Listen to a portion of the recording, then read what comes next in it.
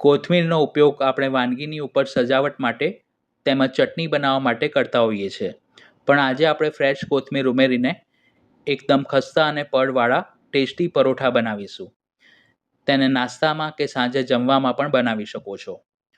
તો સૌ પ્રથમ મિક્સિંગ બાઉલમાં 2 કપ અથવા તો વજન પ્રમાણે 250 ગ્રામ ઘઉંનો ઝીણો લોટ અને પરોઠા ક્રિસ્પી બને તેના માટે 1/4 કપ ચણાનો લોટ લીધો છે.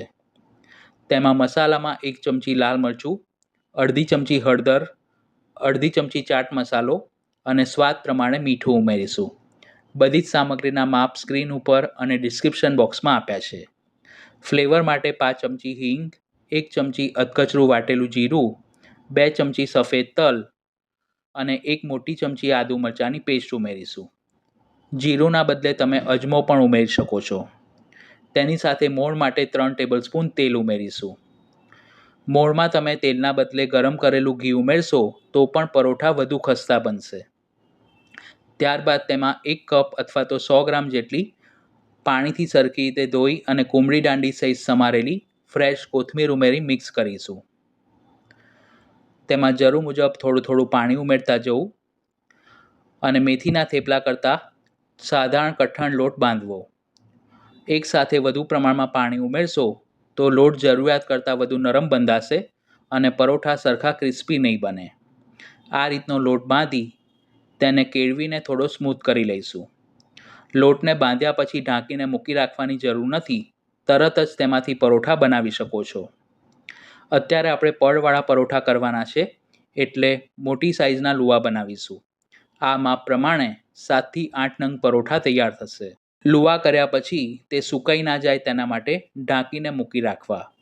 હવે એક લુવાને ઘઉંના લોટના અટામણમાં કોટ કરી હળવા હાથે મધ્યમ જાડું ગોળ પરોઠું વણી લઈશું. સાધારણ નરમ લોટ છે એટલે બહુ ભાર દઈને ન વણવું, નહીંતર કિનારીથી ફાટશે. તેના ઉપર અડધી ચમચી ઘી અને થોડોક ચોખાનો કોરો લોટ ભભરાવી બંનેને મિક્સ કરી જેમ આપણે સાટો બનાવતા હોઈએ તે રીતે મિશ્રણ બનાવી તેને પરોઠા ઉપર લગાવીશું. હવે સામસામેની કિનારી ભેગી કરી ફરીથી તેના ઉપર ઘી અને ચોખાના લોટનું મિશ્રણ લગાવીશું. આમ કરવાથી પરોઠા એકદમ ખસ્તા અને પડવાળા બનશે. આ રીતે પોકેટનો આકાર આપી હળવા હાથે દબાવવું જેથી તે ખુલી ના જાય. ફરીથી જરૂર મુજબ અટામણ લઈ મધ્યમ જાડા ચોરસ પરોઠા વણી લઈશું. આ જ રીતે તમે લચ્છા પરાઠા કે ત્રિકોણ પરોઠા પણ બનાવી શકો છો. બહુ પાતળા વણશો તો ઠંડા થયા પછી પ્રમાણમાં કડક થઈ જશે અને તેના પડ પણ સરખા ખુલશે નહીં, એટલે સહેજ ભર્યા હાથના જ વણવા. લોટ બાંધતી વખતે તેમાં થોડો બાજરીનો લોટ કે જુવારનો લોટ પણ ઉમેરી શકો છો. હવે પેનને તેલથી ગ્રીસ કરી તેમાં પરોઠાને ધીમીથી મધ્યમ આંચ પર બંને બાજુથી લાઇટ બદામી રંગનું અને સાધારણ ક્રિસ્પી થાય ત્યાં સુધી શેકી લઈશું. દર 10 થી 15 સેકન્ડે તેને આ રીતે ફેરવતા જવું અને જરૂર મુજબ તેલ મૂકીને શેકતા જવું. બહુ હાઈ ફ્લેમ પર શેકશો તો બહારથી તે તરત જ લાલ થઈ જશે અને અંદરથી કાચું રહેશે. એક પરોઠાને શેકવામાં આશરે 3 મિનિટનો સમય લાગે છે.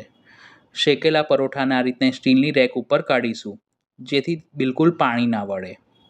આ સિવાય પણ મેં ચેનલ પર બીજા ઘણા બધા પ્રકારના થેપલા અને પરોઠાની રેસીપી પોસ્ટ કરી છે, જેના પ્લેલિસ્ટની લિંક ડિસ્ક્રિપ્શન બોક્સમાં અને આઈ બટન પર આપી છે. ઘરમાં જો બાળકો કોથમીર ખાવાનું પસંદ ન કરતા હોય તો આ રીતની હેલ્ધી વાનગી બનાવીને તેમને આપી શકાય છે. ગરમા ગરમ પરોઠાને મેં ગ્રીન ચટણી અને સફેદ માખણ સાથે સર્વ કર્યા છે. એક પરોઠું હું તમને તોડીને બતાવું તો તે બહારથી ક્રિસ્પી અને અંદરથી પડવાળું તૈયાર થયું છે. તો આ રેસીપી તમે પણ ઘરે જરૂર ટ્રાય કરજો. વિડીયો પસંદ આવી હોય તો તેને લાઈક અને શેર કરી ચેનલને સબસ્ક્રાઈબ કરવાનું ન ભૂલશો. Thanks for watching this video.